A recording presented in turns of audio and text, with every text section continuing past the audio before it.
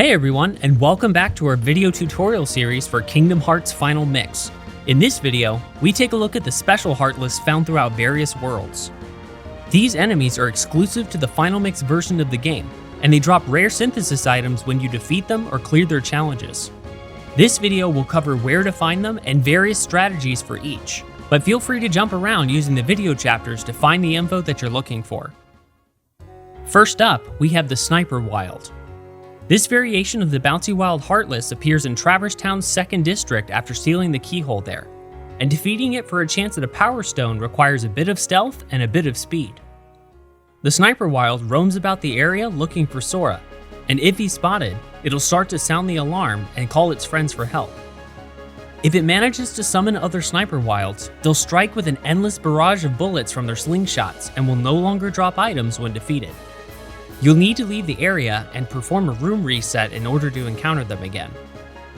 After defeating the first one, 2 more will appear in the center of the area, and defeating these 2 will cause a group of 3 to spawn. This pattern of 1, 2, and 3 Sniperwild will repeat until you've defeated 30 in all, or if one of them sounds the alarm. To acquire Power Stones, you'll have to defeat as many as possible without them sounding the alarm to summon their friends, and there are several ways to accomplish this. Your first option is to relentlessly strike them up close with the Keyblade. Your combo finisher will knock them far away, and you'll need to close the distance quickly before your target recovers. This method becomes a bit more difficult when multiple Sniperwilds start to appear. If you want to continue using this method, you'll need to wait until the nearest Sniperwild is far enough away from the others so that you're not spotted when you strike. This method is the most time-consuming, but it can be reliable if you have the patience to wait it out. Magic spells can also be used to help single them out. When you cast fire on a Sniperwild, they tend to rush toward you before sounding the alarm, giving you an opportunity to take them out with a ground combo up close. One of my favorite spots to use this method is on the higher level near the doors to the hotel. When a Sniperwild jumps to this level, lock on and cast fire to have it dash toward you, then take it out with a ground combo. Using Thunder Magic while locked on can also pull them toward you while you're in this higher position. Fire Magic can also be used to stagger them after they spot you, preventing them from summoning their friends until you get close enough to defeat them. And if your magic stat is high enough, you can repeatedly cast fire on them as they spawn in the center of the area before they even have a chance to move around. Stop Magic can be used to freeze them in place for a short time, allowing you to strike them with ground combos or other magic. The duration of your stop spell is determined by Sora's maximum MP, so the longer your MP gauge, the longer your stop spell will last. You can cast stop as they spawn and then follow up with a few spells to clear them out, but I only recommend using this method after you acquire Stopka and the other tier 3 magic spells. For best results, equip the Diamond Dust keychain and any accessories that boost your MP, magic, and summon power. Even with good stats, I had a hard time getting all 3 Sniperwild to stop with a single cast, so you might need to be quick to cast twice. Summons can work to clear them out as well. As long as Sora has high MP and summon power, you can use Mushu's Fire Breath while locked on to defeat them. Or use Dumbo's Splash Attack while spinning around in a circle where the Sniperwild spawn. And if your summon's MP gauge expires, you can run to the outer edge of the area to exit battle. This will allow you to use the same summon again when you get close to the Sniperwild without having to reset the encounter. Equip the cheer ability to all party members to extend the time that summons remain active. With each one you defeat, you'll earn 10 experience times the number of total Sniperwild you've defeated without being spotted. And every time you defeat 6 of them, you'll have a chance of receiving curative items and Power Stones, which are used in item synthesis. Next up on our list is the Gigas Shadow, which appears in Wonderland's Bazaar Room after sealing the keyhole there. You'll know you've found them when a large group of shadows appear around the table in the center of the area. You'll need to clear 3 waves of shadows before the Gigas Shadows arrive, and you can do this more quickly by using Tier 3 Thundaga magic while standing directly under the table. This is also a decent spot to farm for Lucid Shards dropped by the lesser shadows. The Gigas Shadow is special in that it will immediately disappear the moment it makes contact with Sora, so avoiding damage is top priority. To have a chance at earning Fury Stones, you'll need to defeat as many Gigas Shadows as possible without being hit by them. We'll cover several strategies that will keep you safe while dealing damage. If you have the Dumbo summon, you can use his splash attack while locked on to consistently deal damage and remain invincible while doing so. For best results, lock onto a Gigas Shadow and move Dumbo around the table to keep the group of Gigas Shadows in front of you. This will ensure that the splash attack hits as many as possible. Equip the Cheer ability to all party members to extend Dumbo's MP gauge and keep him active for a longer period of time. The Strike Raid and Sonic Blade combat abilities are a good option for dealing damage because Sora remains invincible during their follow-up commands. Just be sure to dodge roll away at the end of your attack to avoid any incoming shadows. You can equip your party members with items, or equip Goofy with MP Gift so that you don't have to worry about restoring your own MP. If the previous methods aren't an option for you, you can dodge roll around the table to avoid them and strike from a distance with Blizzard magic. This strategy works especially well with Tier 3 Blizzaga magic. I recommend locking on to face the Gigas Shadows and jumping before you use Blizzard to speed up your casting time. This will let you dodge roll away faster than if you were casting from the ground. And if you have Tier 3 Aroga magic, you can cast it on Sora to deflect most of their attacks. There are a few angles from which you might still be hit though, so keep that in mind. If your goal is to acquire Fury Stones for item synthesis, you'll need to defeat at least 3 Gigas Shadows in the group for a chance at receiving one. You'll have a higher chance of earning them with every additional Gigas Shadow defeated after the first 3, and defeating all 7 without taking damage will guarantee that you receive at least 2 Fury Stones. Our third Special Heartless is the Black Ballade. You'll only find it in the Bamboo Thicket area after sealing the keyhole in Deep Jungle. This floating trickster is a master of illusion. When you approach, it creates copies of itself that will fly around the area, and when they settle into place, your task is to strike the real one among the copies. The real enemy will jump straight upward before they start to move around. To make this process easier, move Sora to the center of the area and enter first-person view mode. This will give you the broadest range of sight while you track your target. When the copies stop flying around and form a lineup, approach the enemy you believe to be the real one and strike it with the Keyblade. If you're right, it will drop HP orbs and money, and you'll have a chance of receiving a Lightning Stone. If you end up striking one of the copies, it will counterattack with a Lightning Bolt, but you can avoid it with a well-timed dodge roll. This Lightning Bolt will also be sent out if you take too long to strike. If you get it wrong 4 times, the Black Ballade will vanish and you'll have to perform a room reset to encounter it again. Each time you successfully strike the real one, the group of copies will fly around more quickly, making it more difficult to track your target. In addition to using the first-person view mode, you can repeatedly press the pause button to slow down their movement and keep track of your target more easily. I like to use this pause buffer technique after successfully striking the real Black Ballade 2 or 3 times. Just be careful not to travel too far away. You might accidentally exit the battle, and pause buffering will instead bring up the main menu. Every successful strike on the real Black Ballade will give you a 10% chance of acquiring a Lightning Stone, and if you manage to strike it 4 times, it will always drop a Lightning Stone before disappearing. The tech points you receive will tell you how many times you've successfully found the real Black Ballade in a single encounter. Moving on, our next adversary is the Pot Scorpion at the Palace Gates in Agrabah. It will start to appear there after sealing the keyhole during Agrabah's story episode, and you'll know you've found it when you see 12 pots lined up in a grid pattern in the center of the area. Breaking these pots will drop money and tech points, but one of these will randomly house the Pot Scorpion. Striking that pot will cause all others to disappear, and the Pot Scorpion will emerge. Before we review how to deal with the Pot Scorpion, here's a trick you can use to determine which pot it's hiding in. When you move Sora into the pots, they should budge and slide along the ground. But if you find one that doesn't move at all, that's the one housing the Pot Scorpion. You can now break all the other pots to earn money and tech points.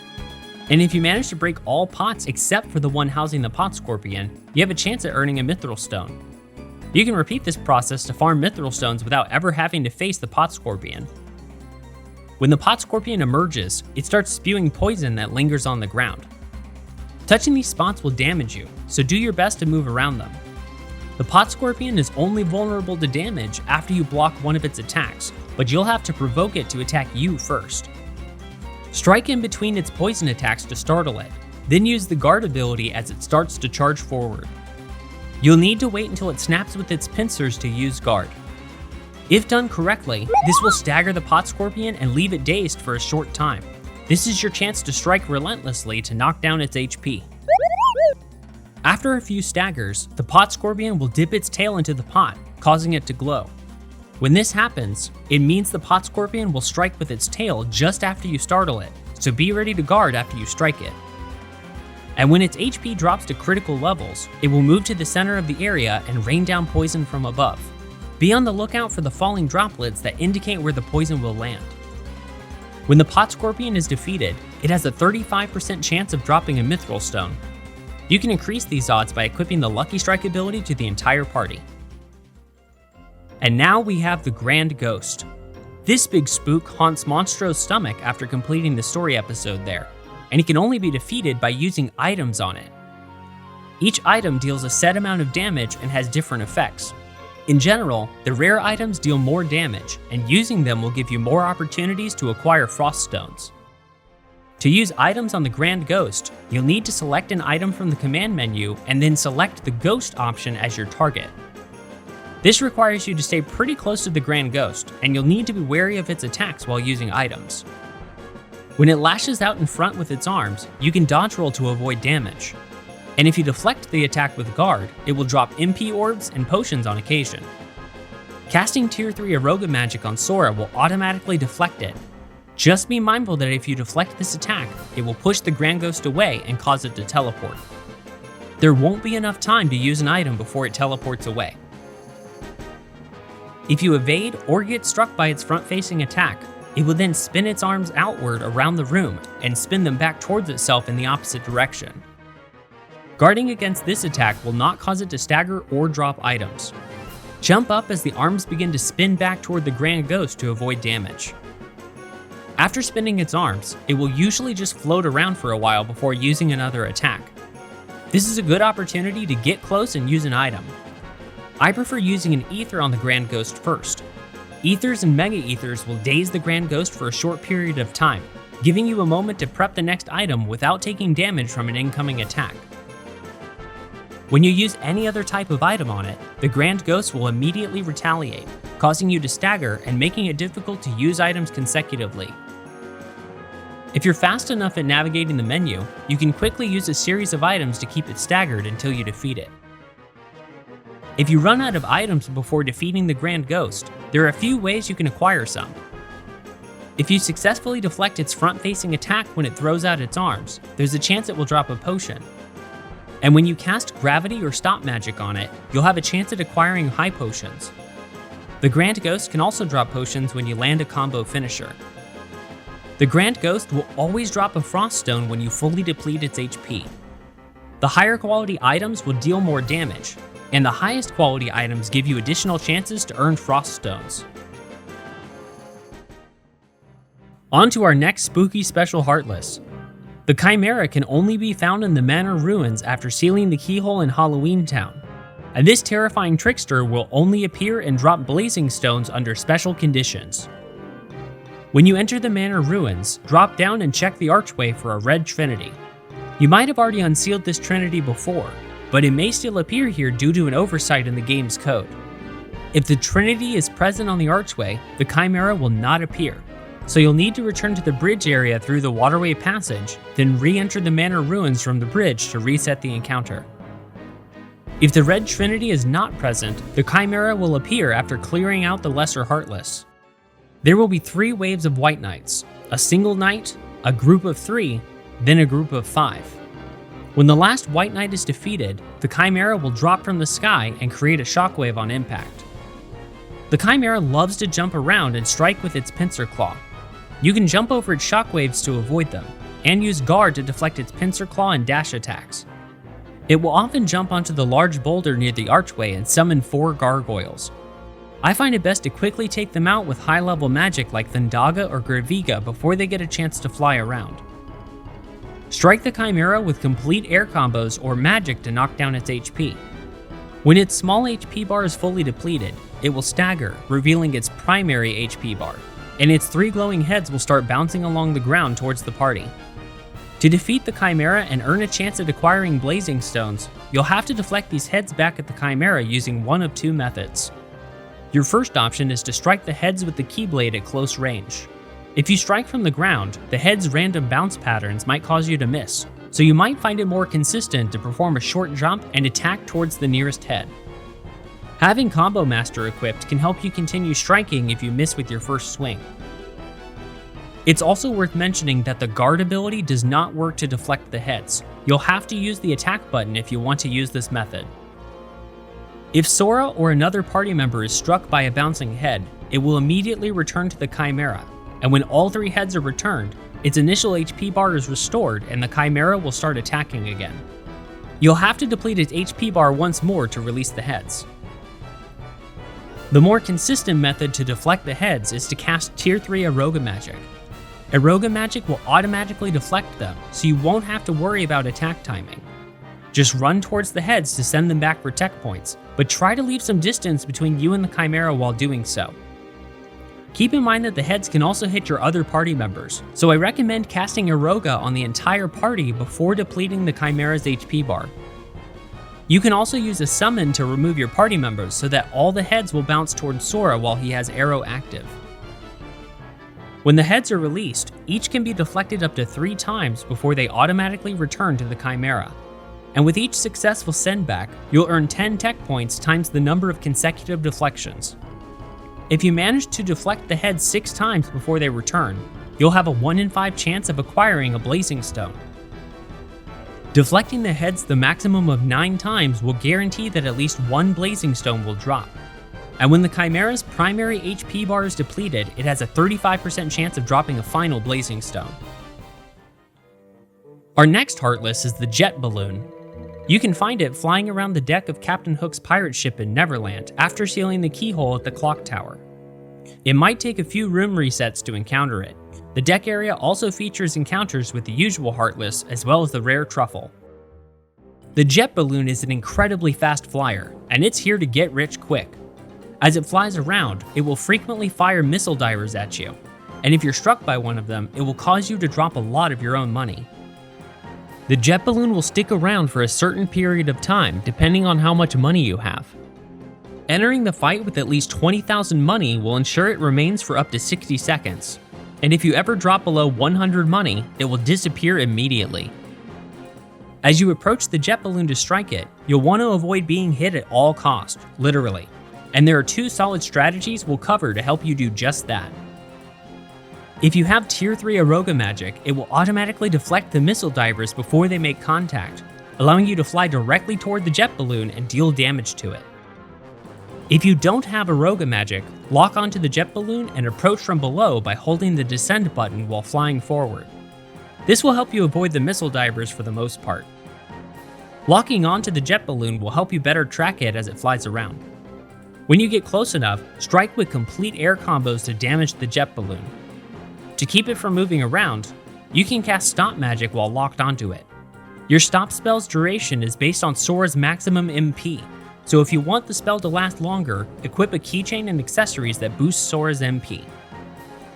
When the Jet Balloon is defeated, it will always drop 1 Dazzling Stone, and there's a 20% chance that it will drop a second one too.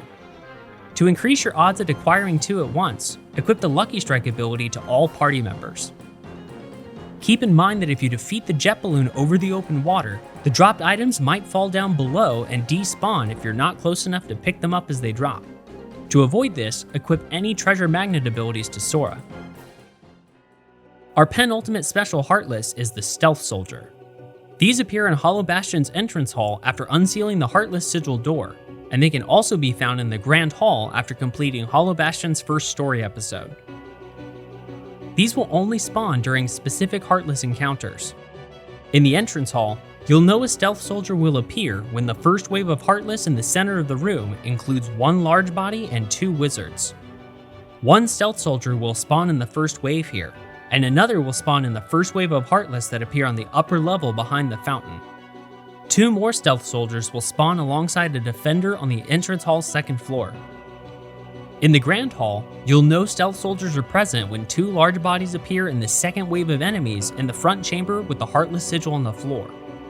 One stealth soldier will appear with these two large bodies, and two others will appear with a single wizard in front of the passage to the Dark Depths.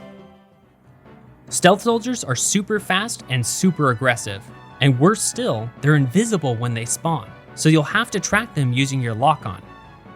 They like to dash into you and immediately jump away, giving you very little time to strike before they're out of range again. You can use guard to deflect incoming attacks, but you'll only be able to counterattack if you equip a Keyblade with a high deflection rating. If you want a better chance at hitting a stealth soldier up close, lock onto them and cast Stop Magic. This will freeze them in place and make them visible for a short time. The duration of your stop spell is determined by the number of MP bars you have, so it's best to equip a keychain and accessories that boost your MP. When the stealth soldier is stopped, strike quickly with complete air combos. I like to perform a short jump before attacking because it's faster to deal a full combo in the air than from the ground. When you land a combo finisher on a stealth soldier, it'll stagger and get knocked high into the air. If you're quick, you can follow it where it lands and deal another combo to keep it staggered. It's best to unequip any combo plus abilities so that you can deal your combo finisher as quickly as possible. Equipping Combo Master and Hurricane Blast to Sora can help here too. If you can't keep it staggered, continue using Stop Magic to keep it from moving around. You can also perform a short jump before casting Stop. This will allow you to move toward the stealth soldier a bit earlier. Cast Arrow Magic on Sora to boost his defense, and if you have upgraded Arrow Magic, it can damage the stealth soldiers while you're close to them. Check out our Magic Spells guide for more information on where to find upgrades for your Stop and Arrow spells. When most of its HP is depleted, the stealth soldier's cloaking will deactivate permanently, making it easier to track and see any incoming attacks.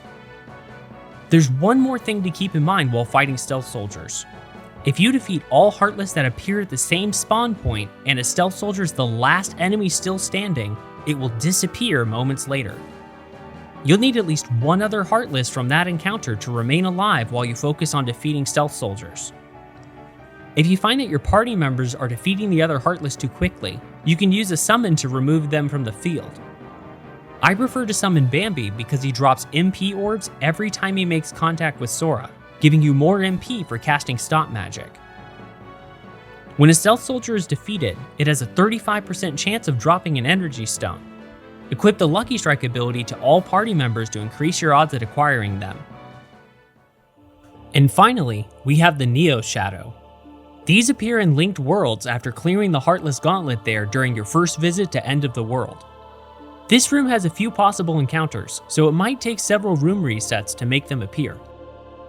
Neoshadows attack as a synchronized group, and they have different attack phases depending on how many of them remain. At the start, each Neoshadow will rise into the air and charge into you in quick succession. I recommend casting Arrow Magic to boost your defense, and if you have upgraded Arrow Magic, it can stagger nearby Neoshadows after they charge towards you. As more of them gather near your position, you can cast Stop Magic to freeze them temporarily and follow up with an air combo. It can be difficult to keep casting while the Neoshadows keep charging at you, but if you do a short jump before casting, it will save you some time.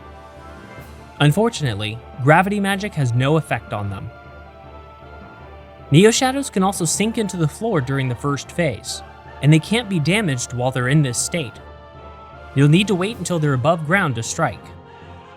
If you have high MP and summon power, the Dumbo summon is a pretty good choice for this first phase. Sora is invincible as long as the summon is active, and Dumbo's splash attack can damage Neoshadows that are grouped together. The Bambi summon can be helpful too. He'll drop MP orbs every time he makes contact with Sora, giving you more chances to cast magic. The Strike Rate ability is a great option for dealing damage to Neoshadows while staying invincible. If you choose to use it, don't forget to hit the follow-up commands as they appear for maximum damage. The Ars Arcanum ability can be used in the same way, but Sora will be open to attacks during the follow-up commands. When 4 Neoshadows remain, they'll start using a new synchronized attack where they jump out of the ground and spin in place. You can use Guard to deflect their spin move, but you won't be able to use the counterattack ability unless you equip a keychain with a high deflection rating. I find it better to perform a high jump just before they appear. This puts you in a perfect position to strike with an air combo after they jump. You can then repeat this process, waiting to high jump until you see the last Neoshadow sink into the ground. Having Hurricane Blast equipped will help you deal decent damage too. When only 2 remain, one of the Neoshadows will run away from you, while the other will track your position and try to catch you from underneath.